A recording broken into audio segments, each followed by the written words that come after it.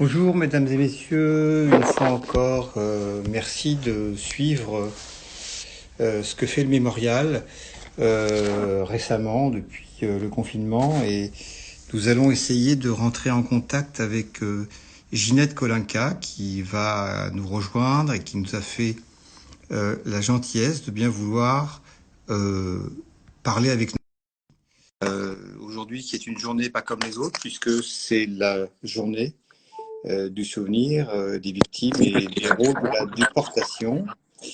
Et donc, je vois Ginette qui apparaît sur l'écran. Et donc, Ginette, j'étais en train de dire qu'on se retrouvait aujourd'hui parce que c'est la journée nationale du souvenir de la déportation.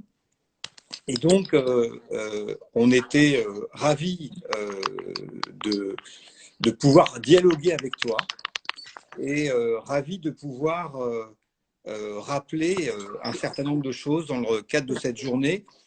On s'est retrouvés à plusieurs reprises au mois d'avril, d'abord pour la cérémonie dédiée au ghetto de Varsovie.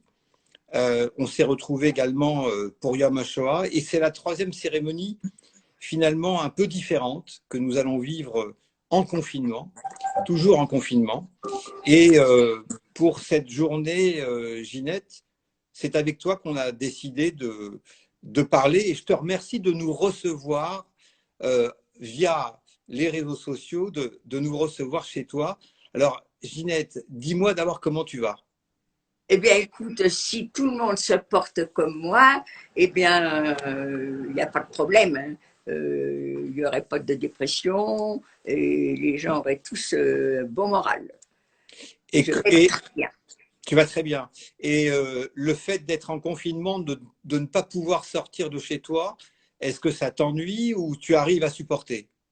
Je supporte très bien. J'ai tellement été depuis un an, tout le temps,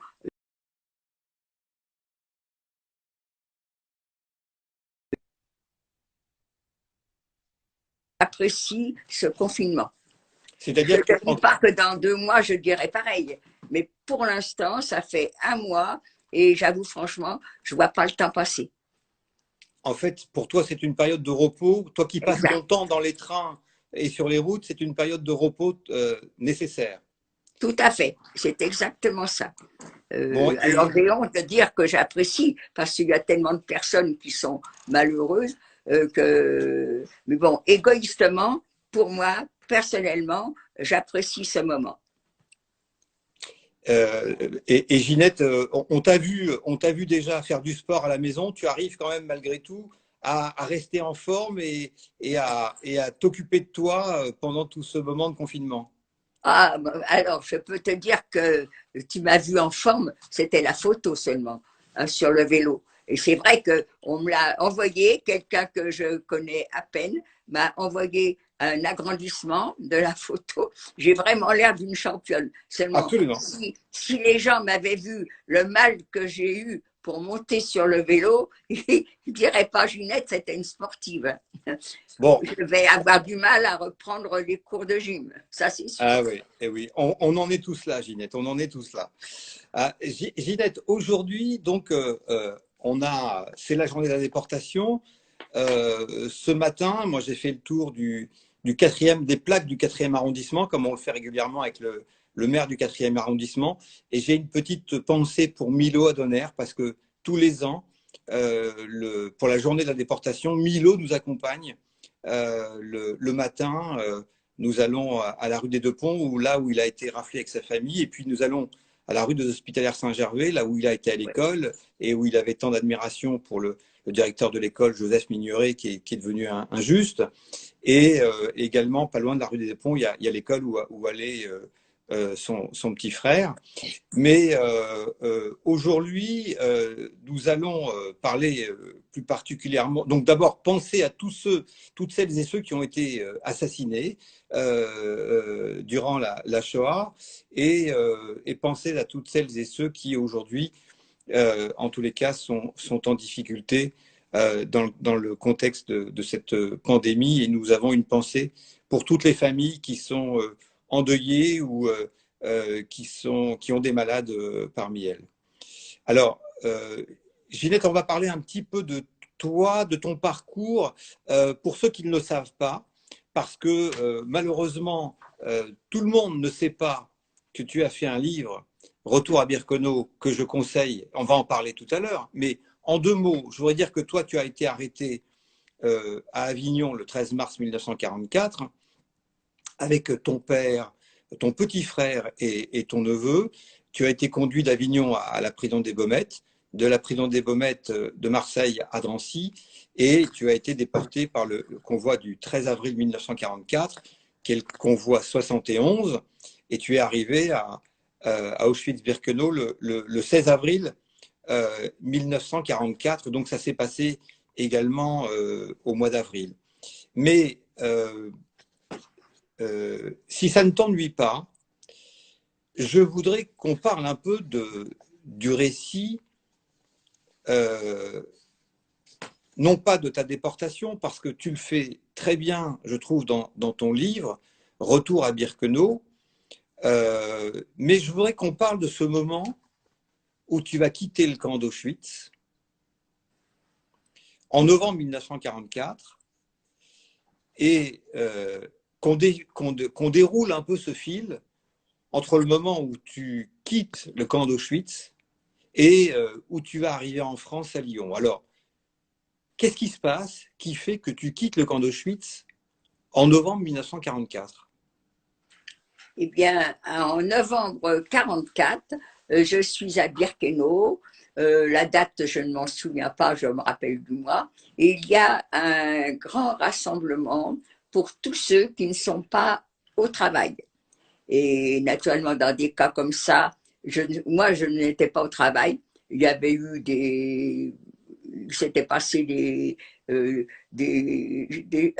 ne sais plus exactement, si exactement je savais, à un contrôle, on s'était aperçu que j'avais la gale, et si ça avait été en août 44, la gale, on te gazait, alors que moi, ça s'est passé en novembre 44, et les galeux, on les soignait.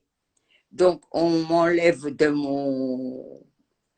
la baraque où j'étais avec que des Françaises, non pas que des Françaises, mais il y avait beaucoup de Françaises, il y avait des camarades, et pour m'emmener dans le bloc des galeux où je suis la seule à parler français.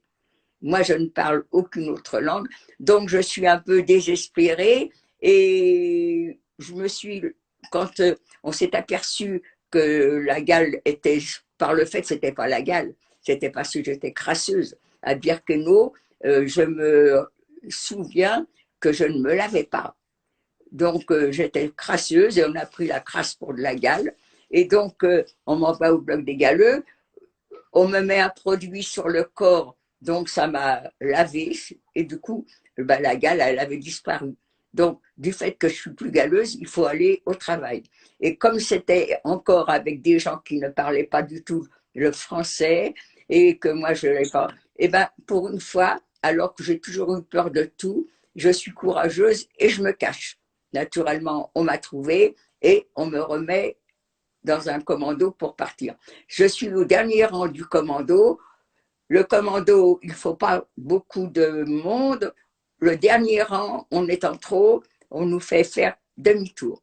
Et je suis là ce vendredi, vendredi c'est ça, à attendre en novembre, à attendre que l'on nous fasse, je dis vendredi, mais je ne sais pas pourquoi d'ailleurs. En tous les cas, ce jour-là, je suis là devant le bloc à attendre le soir que les camarades qui sont partis au travail reviennent. Et ce jour-là, un grand rassemblement, ceux qui ne sont pas au travail doivent se retrouver à l'endroit où maintenant les déportés arrivaient. Parce qu'à partir du mois de mai 1944, les trains arrivaient à l'intérieur du camp. Donc, je suis là, on rentre, il y avait un train qui était là, qui avait amené des Hongroises. On rentre dans ce wagon, et on est parti. Alors, pour où, je n'en sais rien, on n'en savait rien. On est dans les wagons comme d'habitude, sans confort. Là aussi, c'est pareil, confiné, confiné, mais sans confort. Alors que là, je suis à la maison, confinée, avec tout autour de moi, quelque chose de bien. C'est pour ça que le confinement ne me frappe pas. Moi. Donc, on a voyagé 2 jours, 3 jours, je ne m'en souviens pas, je ne pourrais pas le dire, pour s'arrêter et aller dans un nouveau camp qui est Bergen-Belsen. Je me souviens pas trop quand le train est arrivé. Tu t'en souviens pas trop, mais tu dis que finalement, à Bergen-Belsen, tu as l'impression que les déportés sont livrés à eux-mêmes. C'est aussi le contexte qui fait que vous êtes livrés à vous-même et que c'est finalement une chance. Eh bien oui, on arrive à Bergen-Belsen, il n'y a personne pour nous recevoir, il n'y a pas de fichier, on est un peu perdu et dans le fond, c'était pour moi Bergen-Belsen, quand dans mes souvenirs, c'était un grand, grand terrain. Et ce terrain était, il y avait dans le fond de ce terrain un mur grillagé et derrière ce mur grillagé, des enfants qui étaient là avec des femmes. Les enfants, il y avait tellement longtemps qu'on n'avait pas vu d'enfants et comme personne ne nous disait quoi que ce soit, quelques-unes, on se retrouve auprès du mur, de ce mur grillagé et ils parlent français. Ben, qu'est-ce que vous faites là et avec des enfants en plus. C'était les enfants de prisonniers de guerre qui n'auraient jamais dû quitter Drancy et que les nazis avaient quand même envoyé déporter. Par contre, au lieu de les déporter à Birkenau, où ces enfants auraient été tués, ils les ont emmenés à Bergen-Belsen, où là, ils sont encore maintenant vivants. Ce sont les enfants de prisonniers de guerre. Ils ont eu une chance extraordinaire de ne pas être emmenés à Birkenau. Pourquoi? Peut-être qu'ils avaient quand même des principes, les nazis. On respectait les prisonniers de guerre.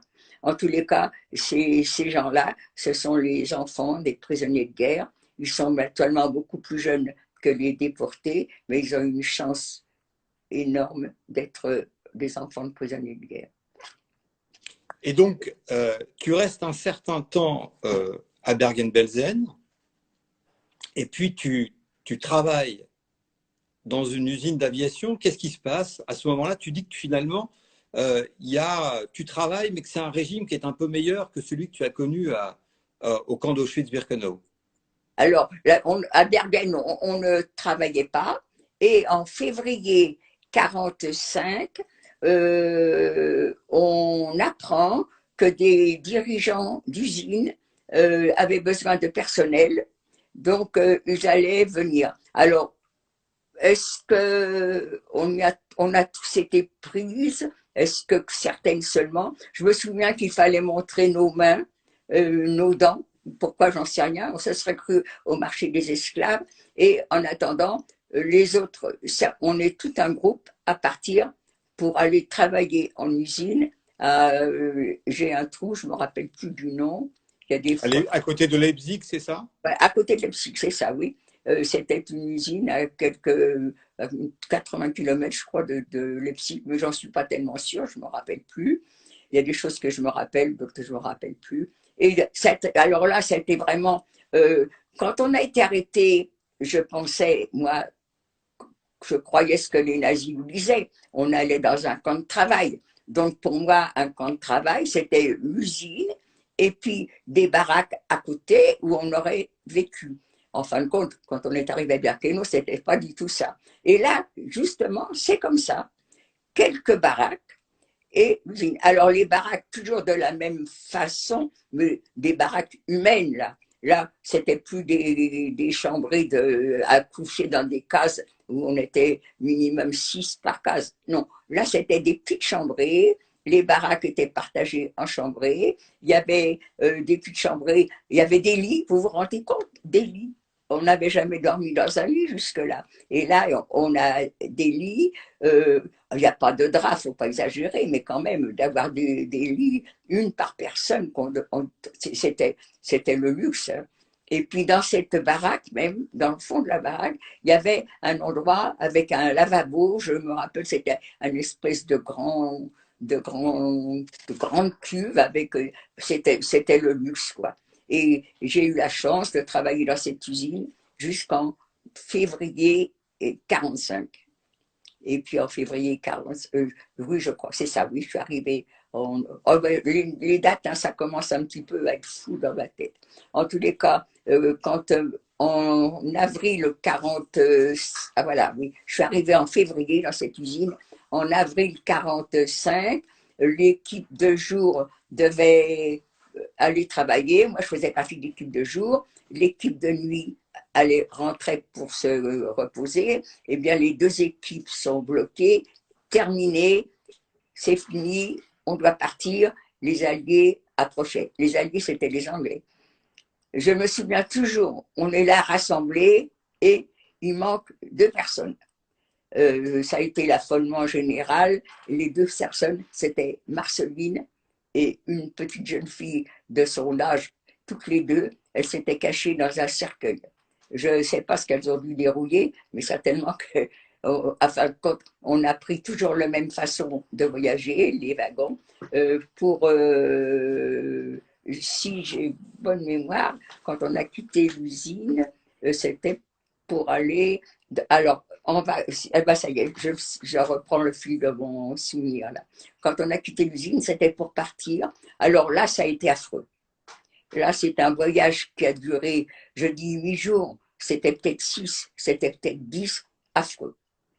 Sans nourriture, dans un wagon, naturellement toujours de la même façon. Je ne sais même pas s'il y avait un seau pour faire ses besoins. Je ne sais même pas s'il y avait un seau avec de l'eau. Le voyage a été affreux. Des morts dans ce voyage, c'était terrible. La vermine, les nazis nous traitaient, les juifs, comme de la vermine, mais là, la vermine nous avait envahis. Euh, euh, les poils avaient repoussé, les cheveux avaient repoussé, on était pleine de poux, on tuait un pou, il y en avait d'autres. Je voyais les poux qui sautaient d'une tête à l'autre, à l'autre, dans les vêtements, nos robes. Pour aller travailler en usine, les nazis qui ne voulaient pas montrer comment on était traités, nous avaient fourni ces fameuses robes rayées que les déportés politiques portaient. Alors, pour nous, c'était presque du luxe d'avoir des robes comme ça, puisqu'à Birkenau, on était habillés avec des vêtements qui n'avaient pas d'allure pour certaines. Donc là, on avait ces fameuses robes rayées. Euh, elles nous grattaient, on pensait que c'était le tissu. En fin de compte, quand on les a retirées, c'était ça, les poux de corps, les poux de tête ne sont pas les mêmes. On aurait dû faire des concours. On n'y a pas pensé. Voyez. Et puis, on est arrivé alors, après un voyage très, très, très, très dur, où on a, faut dire, vraiment crevé de faim et de soif, on est arrivé dans un nouveau camp qui était Theresienstadt, en Tchécoslovaquie. Alors, Theresienstadt, je ne sais plus à combien de Prague, enfin, je ne me rappelle pas. En tous les cas, Theresienstadt, on arrive à Theresienstadt, alors là, c'était vraiment, on est étonné, personne ne nous injurie, personne ne nous frappe, où est-ce qu'on est tombé? Eh bien, Theresienstadt était un camp modèle. Quand la Croix-Rouge voulait visiter Theresienstadt, un camp de déportés, on les amenait là, il y avait tout un cinéma qui était préparé pour eux, mais nous, on est accueillis par des gens, personne ne nous injurie, personne ne nous frappe, qu'est-ce qui se passe? En fin de compte, ce camp de Theresienstadt avait été libéré par les Russes. Nous, on n'est pas, je ne peux pas dire que j'étais libérée par les Russes, je suis rentrée dans un camp qui était libéré par les Russes, alors quelques heures avant nous. Alors qui étaient les personnes qui nous accueillaient? Je ne sais pas. En tout cas, ce n'étaient pas les nazis. Donc, j'ai deux femmes qui m'ont aidé à marcher parce qu'on était très, très, très faibles. Theresienstadt, c'est un peu comme Auschwitz, une ancienne caserne. Donc, ce sont des bâtiments. Et dans mes souvenirs, on m'aide à marcher pour m'emmener dans un bâtiment qui était là avec 2 étages ou 3 étages. Dans mes souvenirs, je confonds un peu avec Auschwitz. Et je monte un étage ou 2 étages, je ne m'en souviens plus. On ouvre une porte, des lits. Mais cette fois-ci, des lits, j'en ai déjà eu dans l'usine. Mais là, il y a des draps. Et pour moi, le souvenir que j'avais de Theresienstadt, c'est des lits avec des draps. Et j'ai toujours cru que c'était comme ça pour le déporté qui arrivait à Theresienstadt. Et j'ai l'occasion un jour de rencontrer quelqu'un, on se regarde, c'était longtemps après mon retour, hein. Et en fin de compte, on arrive à savoir où est-ce qu'on s'est connus. Et deux déportés qui se retrouvent, c'est pas souvent qu'on parle déportation, c'est même rare. Seulement là, où est-ce que tu as été libéré? Elle me dit Theresienstadt. Ah ben, je dis, ben moi aussi, tu te rends compte, ils avaient de la chance, ils avaient des draps, elle était folle, il n'y avait pas de draps dans les lits. Ah ben, je le sais, moi j'y étais et il y avait des draps dans les lits. Ah ben oui, mais tu étais peut-être à l'hôpital. Et en effet, à Theresienstadt, je suis arrivée et ce que je croyais pour de la fatigue et d'être affamée par le voyage, eh bien, c'était le typhus. Donc, à Theresienstadt, je n'ai pas de grands souvenirs, simplement qu'au bout d'un mois, puisque moi j'ai été libérée, mais je ne suis pas rapatriée le 8 mai comme les déportés, moi j'ai été rapatriée que le 6 juin. J'ai été soignée. Comment on m'a soignée, j'en sais rien, je ne sais pas. En tous les cas, on est libéré. Il y a un camion qui rapatrie des Françaises qui est là. Comment que je l'ai appris, je n'en sais rien. Mais je suis à l'hôpital avec une nommée Victoire. Et toutes les deux, on se retrouve dans ce camion. Alors naturellement, en tenue d'hôpital, très certainement. On va prendre le camion nous amène à un aéroport. Alors on couche en route dans un château, ça je me souviens. Il y a même des dames qui vont ouvrir forcer une armoire, prendre un drap, et comme on nous avait de nouveau rasé du fait qu'on avait des poux, on nous avait de nouveau rasé, donc pour cacher notre crâne rasé, ils nous ont mis une pointe de drap pour cacher notre crâne rasé. Et puis, le matin, on se retrouve dans le camion. Ce camion va nous emmener à l'aéroport de Tilsen ou Pilsen pour être rapatriés, mais pas à Paris. Je suis à Lyon. On nous emmène non pas à l'hôpital, on m'emmène dans un centre d'accueil. Là, il faut répondre aux questions, ce qu'on est, pourquoi on était, enfin, toutes les questions que l'on pose habituellement, parce qu'ils avaient peur qu'il y ait des collaborateurs ou des nazis qui soient parmi nous. Je suis enfin débarrassée des questions, et comme moi, je ne peux pas aller à Paris, j'ai pas la force d'aller à Paris, j'ai pas la force d'aller à Avignon. Ma famille, pour moi, a été arrêtée. Je les ai pas vus à Birkenau, je les ai vus nulle part, mais c'est tellement grand Birkenau que vous pouviez avoir un frère, une sœur, un père, une mère, et puis ne pas le savoir. Donc, pour moi, ma famille a été arrêtée. Est-ce qu'ils ont eu ma chance d'être vivants? Je n'en sais rien. Mais quand on me dit, alors, je ne peux pas aller ni à Paris ni à Avignon pour voir s'il y a quelqu'un pour m'héberger. Et comme je suis très fatiguée, je choisis d'aller à l'hôpital. Et j'attends, dans ce centre d'accueil, d'aller dans un hôpital de Lyon.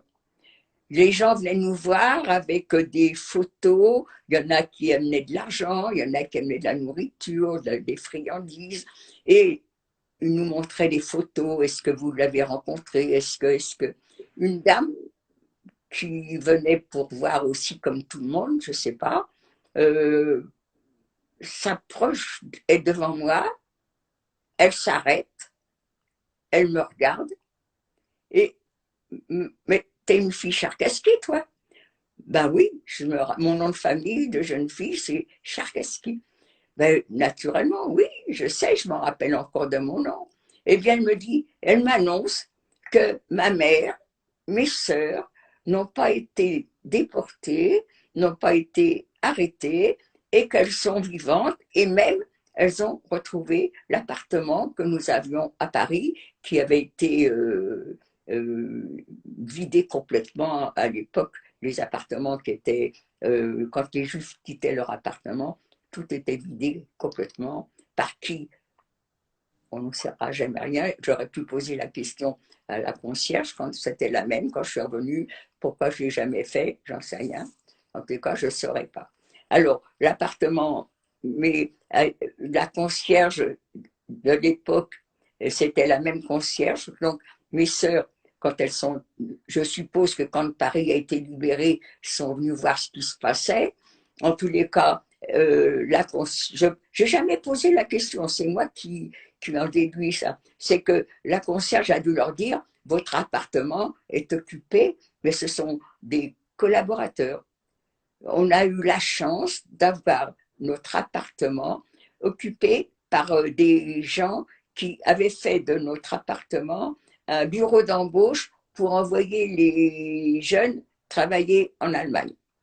Donc, c'est comment. J'ai jamais posé la question à mes sœurs. Je m'en veux quelquefois, mais bon, c'est trop tard maintenant. Donc, en tous les cas, ces personnes ont été arrêtées et mes sœurs et ma mère ont pu récupérer l'appartement. D'ailleurs, je suis maintenant dans l'appartement qui a été occupé par ses collaborateurs. Et Ginette, donc tu le dis, toi tu retrouves une partie de ta famille parce qu'il faut dire que ton père, ton petit frère et ton neveu sont déportés, mais tu retrouves une partie de ta famille. Alors, tu racontes qu'il y a des moments très difficiles parce que toi tu sais un certain nombre de choses et que tu vas le dire un peu brutalement. Et en même temps, est-ce que le fait d'avoir retrouvé ta famille va être important pour te reconstruire dans le contexte qui est le tien? Je peux dire que même si maintenant j'ai ce caractère, j'ai toujours envie de rire, de sourire, de blaguer et tout, je le dois justement à ça. Je sais que si, par exemple, en rentrant, comme certaines personnes retrouvaient des appartements, quelquefois même pas d'appartements du tout, et ça je les plains terriblement ces personnes-là. Mais même ceux qui sont rentrés dans des appartements complètement vides, sans personne, sans famille, mais ça a dû être affreux. Moi, j'ai eu cette chance de retrouver ma mère et de retrouver mes sœurs. J'ai eu aussi la chance de retrouver des sœurs qui n'ont pas du tout changé leur façon de vivre parce que Ginette a été déportée, donc Ginette a souffert. Donc maintenant, chez mes sœurs, c'était des jeunes filles, elles recevaient des copines, des copains, elles faisaient les marchés en province, en banlieue. Elles avaient, vous savez, à l'époque, Paris, on manquait de tout. Eh bien, elles faisaient troquait, par exemple, une fermière leur amenait des œufs, de la volaille, eh bien, elle leur donnait, non pas avec des tickets de textile, mais sans tickets de textile, des bas, des chaussettes, des maillots de corps, c'est ce qu'elle vendait. Donc, à la maison, la table était vraiment toujours bonne, et en plus, il y avait plein de jeunesse à la maison. Et quand je suis arrivée, je me souviens que je rentre à la maison. C'était mes sœurs, je leur avais téléphoné pour leur dire que j'étais vivante et que j'allais rentrer le soir. Alors, comment je suis rentrée à Paris, j'ai pris un train. Quand j'ai su qu'elles étaient vivantes, normalement, moi, je voulais aller à l'hôpital à Lyon, hein, mais comme j'ai su qu'il y avait toute la famille, eh bien, j'ai voyagé. À l'époque, il fallait toute une nuit pour voyager de Lyon à Paris. Je m'amène à Paris. Il fallait pas rentrer chez soi directement. Il fallait passer à l'hôtel Lutetia pour là encore répondre aux questions. Et quand j'avais donc télégraphié à mes sœurs que j'étais vivante, que je me retrouverais à l'hôtel Lutetia. À l'hôtel Lutetia, elles ne sont pas là.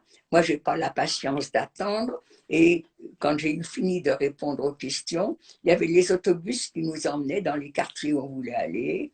Je prends celui qui m'amène dans mon quartier. Je descends au coin de ma rue. Ça s'appelait avant la rue d'Angoulême. Et j'arrive dans l'immeuble et la concierge qui était celle qu'on avait il y a 3 ans me regarde.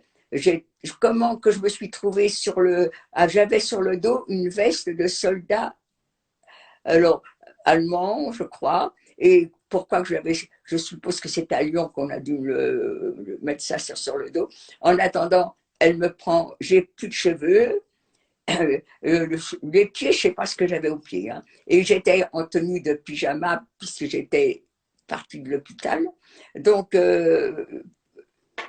si j'étais. Vous voyez, il y a des choses où je me rappelle et d'autres je ne me rappelle pas. Quand je vous dis que j'étais à l'hôpital et là je suis en tenue d'hôpital, donc il y a quelque chose qui ne va pas. Hein. En attendant, elle me prend pour mon frère et ah, Gilbert. Ben, je dis, mais non, je ne suis pas Gilbert. Gilbert a eu 13 ans et demi, moi j'avais 20 ans et demi. Alors elle me dit, eh bien, ta mère t'attend. Je monte, c'est ma mère qui m'ouvre, on est dans les bras l'une de l'autre. Et là, c'est un très grand remords pour moi. C'est que ma mère me dit, alors qu'elle m'amène me reposer sur le canapé qui est au fond de la pièce, elle me dit, demain matin, on va me donner des nouvelles on m'a téléphoné, demain matin, on va me donner des nouvelles de papa et de Gilbert. J'entends ça méchamment, je suis outrée qu'on dise des mensonges, qu'on va donner des nouvelles de quelqu'un que je sais qui est parti à la chambre. C'est moi qui ai dit à mon père et à mon frère de monter sur le camion. Donc je sais qu'ils ont été gazés. Personne n'est sorti vivant des chambres à gaz. Donc qu'est-ce qu'on va lui donner comme nouvelles de Drancy, de la prison de Marseille, là, peut-être, oui, d'accord. Mais elle va croire qu'on va lui donner des nouvelles de papa et Gilbert parce qu'ils sont vivants quelque part. Et moi, méchamment, j'ai dit à ma mère, et ça c'est un grand remords pour moi toujours, mais non maman, tu ne peux pas avoir des nouvelles de papa et Gilbert, on les a gazés, on a brûlé leur corps. Pauvre femme. Qu'est-ce qui l'a choquée? Gazer, elle ne sait pas ce que c'est, mais brûler leur corps. À l'époque, ce n'était pas la mode. Et ça a dû lui faire un choc. Mais jamais, jamais, je ne me suis excusée. Et jamais ma mère ne m'a dit, tu sais, Ginette, on est restés ensemble pendant 8 ans. Pendant 8 ans, je n'ai jamais entendu ma mère me faire un reproche sur ce que je lui ai annoncé. Ça a dû être terrible pour elle. Elle était cardiaque, j'aurais pu la tuer. Mais qu'est-ce que c'est que les sentiments? J'en ai plus beaucoup maintenant. Hein. Donc, voilà, ça c'est un... Ginette, tu expliques aussi que tu vas finalement, malgré l'entourage de tes sœurs et des bonnes dispositions qu'elles prennent à ton égard, tu rentres en dépression. On ne revient pas d'Auschwitz d'une manière guillerette après avoir vu et vécu ce que tu as vécu. Tu rentres en dépression et peut-être, je pense que tu aurais sans doute mal vécu d'avoir menti à ta mère. Le jour de cette confrontation, ne rien avoir dit à ta mère, tu l'aurais sans doute mal vécu, alors que toi, tu savais un certain nombre de choses. Mais qu'est-ce qui fait que tu vas sortir de cette dépression et te tourner vers la vie à nouveau? Qu'est-ce qui se passe? Eh bien, à l'époque, on ne parlait pas de dépression, hein. Donc, c'est pas tout de suite que j'ai été très gaie. J'ai des photos où ça fait à peine un mois que je suis rentrée. J'ai pas de cheveux. Je suis en vacances en Bretagne, à Erquy exactement. C'était au mois d'août. Moi, je suis rentrée au mois de juin, hein. Eh bien, on me voit en train de faire jouer les petits Jules parce que j'ai pas de cheveux, je suis en short et je fais semblant de fumer alors que j'ai jamais fumé.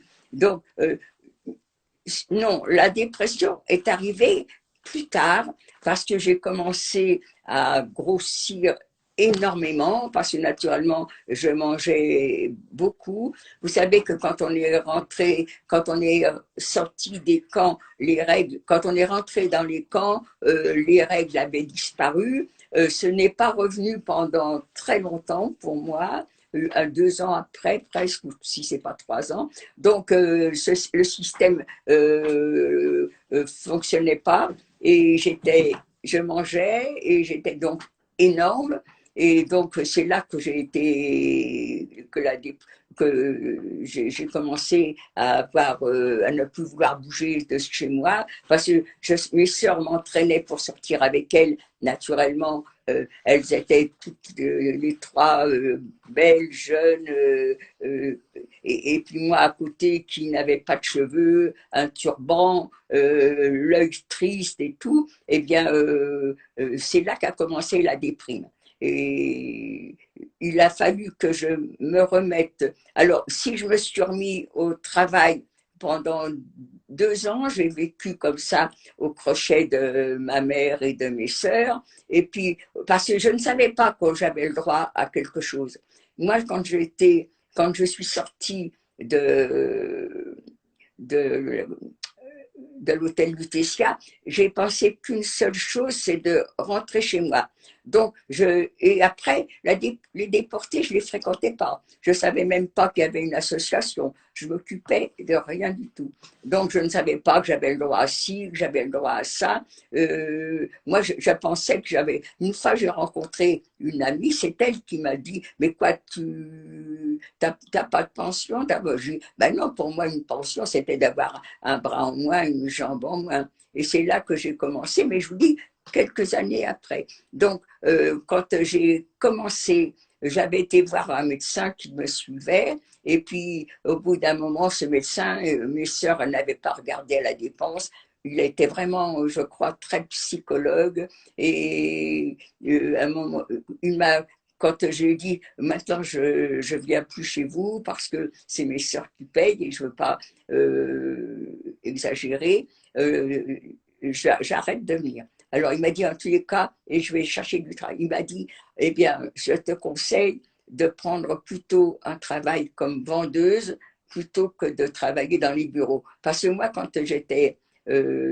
avant la déportation, avant l'arrestation, j'avais été sténodactylo. J'avais fait 1 an d'école de sténodactylo et ça m'a servi quand on était à Avignon de travailler dans les bureaux. Je travaillais chez Péchinet.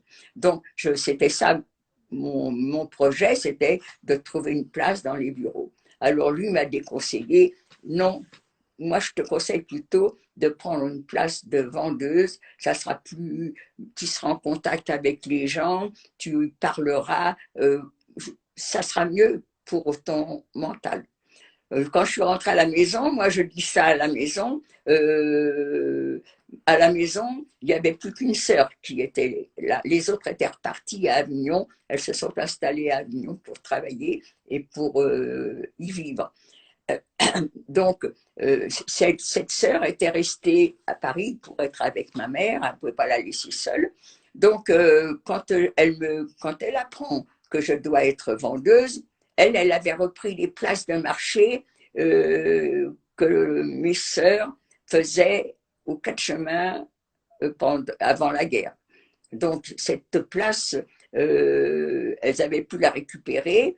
Donc, quand moi j'arrive et que je dis que je vais être vendeuse, elle dit, ben, écoute, tu ne seras pas vendeuse, tu seras vendeuse, mais à ton compte, tu prends la place du marché, et puis moi, je retourne à Avignon pour faire les marchés aussi.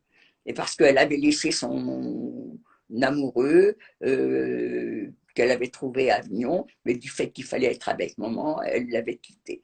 Donc, elle a été heureuse de pouvoir repartir à Avignon et retrouver son amoureux. Et d'ailleurs, ils se sont mariés, ils ont eu beaucoup d'enfants, c'est le mot de le dire, 4 garçons. Et donc, voilà, moi, j'ai fait donc à la place les marchés au queue de chemin. Moi, j'ai eu une chance extraordinaire, c'est que j'ai trouvé une place de marché. J'ai rien cherché. J'ai beaucoup de chance. Tout m'est tombé tout cuit dans les mains. J'avais plus qu'à reprendre la place de ma sœur et elle avait la marchandise. Je lui ai payé petit à petit ce qu'elle m'avait laissé et voilà. Moi, j'ai eu beaucoup, beaucoup de chance et je continue à avoir de la chance puisque je suis survivante et que j'ai eu la chance d'avoir un mari formidable. J'ai des petits-enfants, des enfants formidables, des enfants non, un fils, mais formidable avec des petits-enfants, une belle-fille. Tout le monde est bien. Voilà. Et alors, Ginette, donc en effet, tu fondes une famille, ça aussi, ça doit t'aider à très, très vraisemblablement à te reconstruire, mais est-ce que ça veut dire pour autant, parce que tu dis que finalement, c'est à la fin des années 90, au début des années 2000, que tu décides de franchir la porte de l'association des déportés, que tu commences à témoigner, à te préoccuper de transmettre. Est-ce que ça veut dire que pendant toutes ces années, tu as beaucoup travaillé, tu as fondé une famille et tu as mis ça un peu de côté? Ou alors, et est-ce que c'était finalement ça la solution pour se tourner vers l'avenir, de mettre ça un petit peu de côté pour se tourner vers la vie? Exactement, exactement. Moi, le jour où je suis rentrée de déportation, pour moi, c'était fini. Je ne voulais plus, j'ai enfoui ça. Sincèrement, je ne pensais pas, ça m'arrivait quelquefois de, on ne peut pas passer des moments comme ça sans y penser. C'est obligatoire. Mais je ne vis pas avec la déportation. Alors maintenant, je ne dis pas je vis de la déportation, ça ne me rapporte rien, mais c'est vrai que tous les jours, je suis dans un autre établissement à parler de ça. Mais qu'est-ce qui fait, Ginette, qu'est-ce qui fait que pendant des années, tu l'as mis de côté et aujourd'hui, ça te prend tes jours Oui, et sans doute exact. tes nuits. C'est quoi pourquoi tu passes de l'un à l'autre? Moi, parce que à l'époque, je ne pensais qu'à mon travail et à ma famille. C'est tout. Et puis, je me suis trouvée à la retraite avec mon mari. Tous les deux, on a vécu une période extraordinaire. Euh, on avait des amis qui avaient la même façon de vivre que nous, la même situation, c'est-à-dire on ne roule pas sur l'or, mais de quoi se payer quand même des vacances quand on en a envie et de vivre. Eh bien, on avait trouvé un couple d'amis qui faisaient les marchés aussi comme nous. On s'est retrouvés à la retraite tous les quatre et vraiment, on a vécu formidablement cette période-là. Et puis mon mari est mort en 93, brutalement. Alors là, je suis comme il a été malade pendant 6 mois, j'ai eu le temps de me préparer. Il était tombé paralysé complètement, complètement. Et j'avoue franchement que sa mort, je la souhaitais depuis longtemps, quand vous voyez la personne que vous aimez être dans les, ne plus pouvoir s'occuper. Il était aux Invalides, il était très très bien soigné, mais c'était affreux de le voir ne pouvoir rien faire du tout, complètement paralysé. Donc, sa mort, je l'ai souhaité, ça je reconnais, et que quand il est mort, pour lui, ça a été un soulagement, je pense. Et moi, à ce moment-là, j'ai commencé à vivre avec à me refaire des amis, des couples d'amis, et j'ai vécu. Et c'est là que j'ai eu le temps de penser à la déportation, mais sinon, jusque-là, je ne peux pas dire que je l'avais oublié, mais je ne vivais pas avec. Je ne Mais pouvais assister à aucune réunion parce que faisant les marchés le samedi et le dimanche, c'était les meilleurs jours. Je n'allais pas quitter mon travail pour aller voir les déportés. Donc, je ne m'occupais pas du tout de la déportation. mais Ça, pas du tout. Ginette, Et toi, c'est après. tu dis dans ton témoignage, tu dis que tu étais un peu, que tu t'auto-censurais, c'est-à-dire que tu voulais pas ennuyer les autres Oui, exactement. avec le récit de ta déportation. C'est pas qu'on t'empêchait de parler, mais tu voulais pas, toi, tu ne voulais Ah pas non, non, déranger. non. Moi, jamais je n'ai pensé, c'est pas la peine que je parle, on me comprendra pas. Non, j'avoue franchement, jamais. Je n'ai jamais voulu parler ni à ma famille, ni à personne de la déportation. Je voulais pas les ennuyer avec mon histoire. Moi, je me rappelle que quand il y avait des repas de famille, mon beau-frère nous parlait toujours de ses copains de régiment. Et chaque fois qu'il y avait une réunion de famille, c'était plus fort que lui. Il avait toujours, et vous voyez tout le monde qui commençait à lever les yeux au ciel. Allez, lève la partie. Et ça m'a tellement marqué que moi, quand je suis rentrée, j'ai su que jamais je ne parlerai de cette histoire. Et tu fais Et la même j'en chose ai avec jamais tes petits, parlé. et tu fais la même chose avec tes petits-enfants, tu leur en parles pas Ah, ou tu leur en parles? c'est, j'ai jamais parlé, j'ai deux petits-enfants.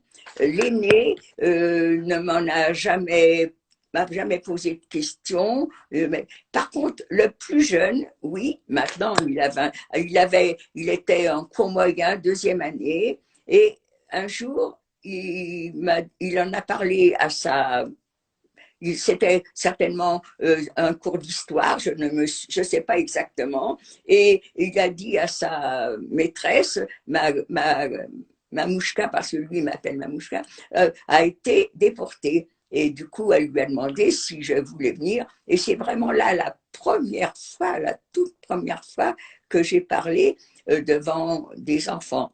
Qu'est-ce que je leur ai raconté? Je ne m'en souviens même pas. Et c'est après que j'ai parlé, je me suis trouvée à être exactement, je crois que j'étais à l'Union des déportés d'Auschwitz.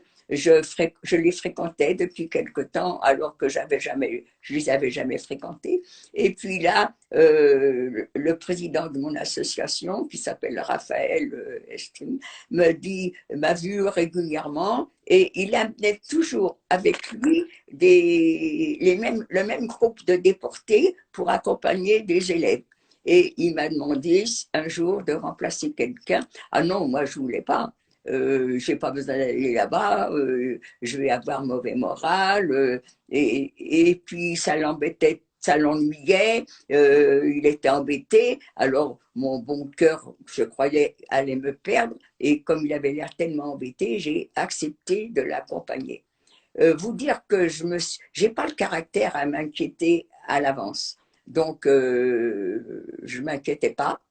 Et je suis on a rendez-vous à 4 heures du matin à l'aéroport. Je suis à l'aéroport. On monte dans l'avion.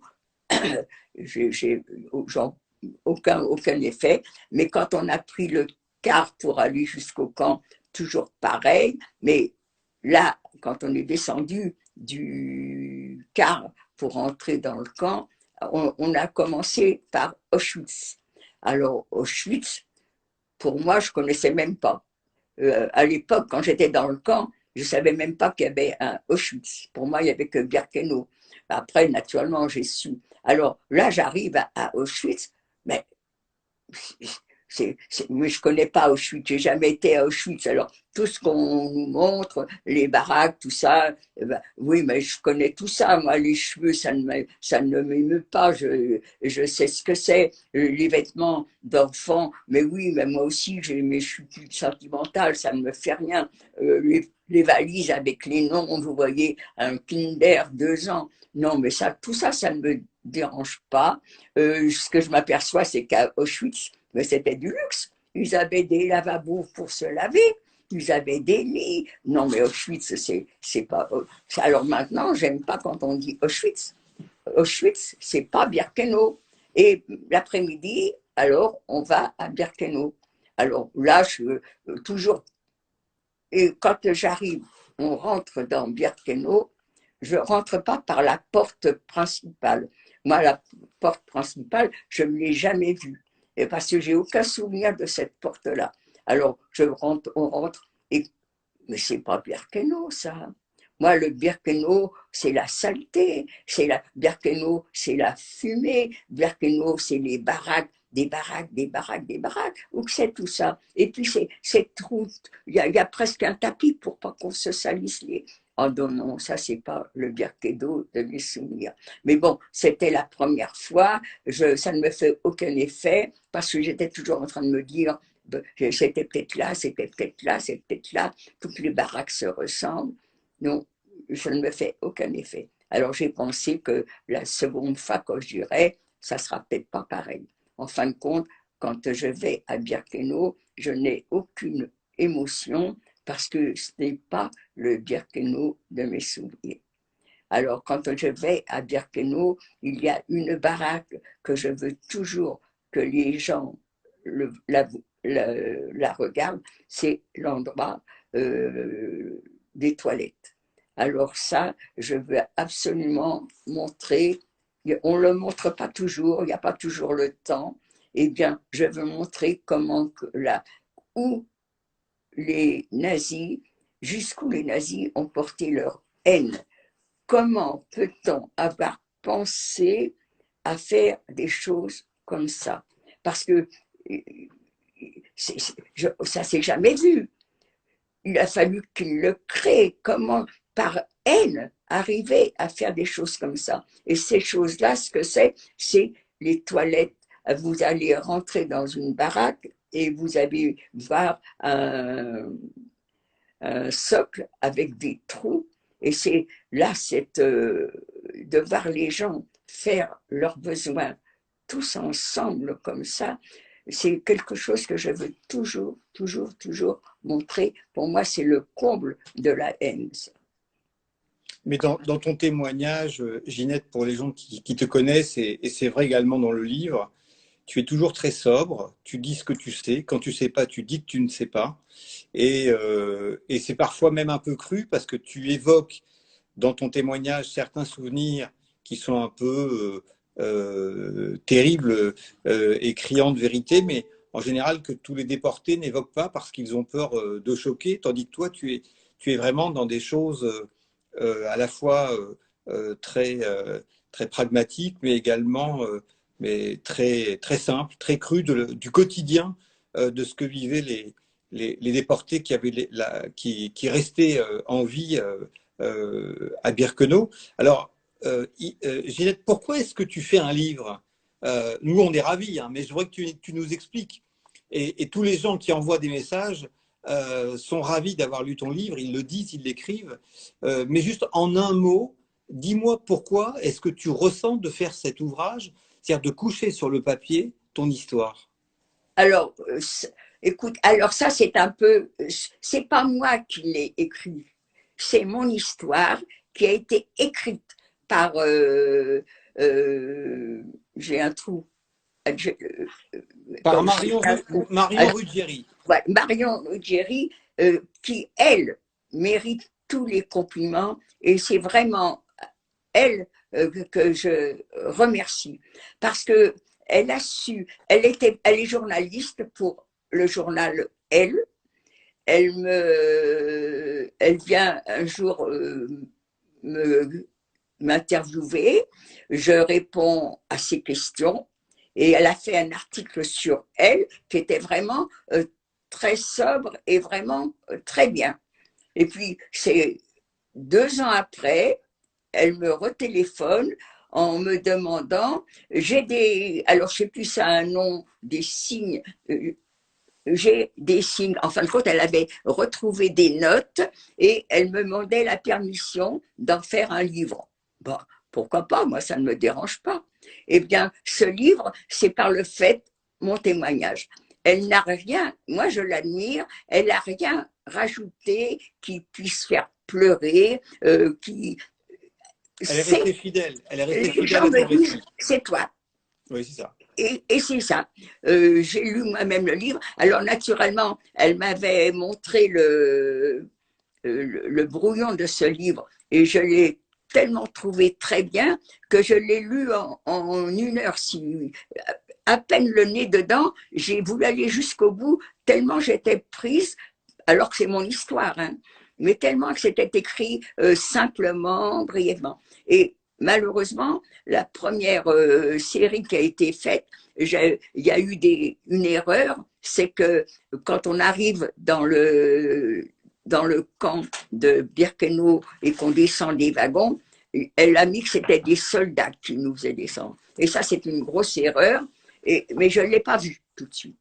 Alors que ça n'a pas d'importance pour les lecteurs. Mais pour mes camarades déportés, Ginette, elle raconte des blagues, c'est pas vrai. Donc, la seconde série a été, il paraît, rectifiée. Et maintenant, ce livre a eu beaucoup de succès pour l'éducation nationale. Absolument. Il est fait en livre de poche. Ginette, on est ravis de ce moment privilégié qu'on passe avec toi. Malheureusement, il va falloir qu'on s'arrête parce que on va être coupé. Hein. Sur Instagram, il y a un temps limité, c'est 1 heure. Mais ce que je voudrais dire aux gens qui nous écoutent, c'est que tu passes beaucoup de temps à aller témoigner auprès des scolaires. Et c'est un peu ce qu'on va voir tout à l'heure à 17 heures. Je vous invite à nous rejoindre sur le site internet du mémorial. On va avoir le droit, grâce à la production, de voir le film Les Héritiers, qui est un film qui est une fiction, mais basée sur des choses très vraies que tu connais, Yvette, c'est-à-dire cette difficulté d'aller vers des jeunes pour qui c'est pas leur histoire, l'histoire de la Shoah, mais finalement qui arrivent à s'y intéresser et qui font des projets pédagogiques. Et je sais que tu en fais énormément, et c'est toujours cette surprise que les témoins ont, tout d'un coup, c'est de trouver des jeunes qui vont accrocher, même si ce n'est pas leur histoire, parce que tu te bats aussi non seulement contre l'antisémitisme, mais tu te bats contre le racisme, contre toute forme de discrimination, Oui. et c'est aussi ça que les élèves entendent. Voilà. Ginette, on t'embrasse très, très, très fort. Merci. Vraiment, même malgré la distance, on te serre dans nos bras. Et on voudrait en tous les cas te dire de rester en bonne santé jusqu'à 120 ans parce on va se revoir et on a envie encore de t'entendre. Donc fais très attention à toi et puis à très bientôt. Merci.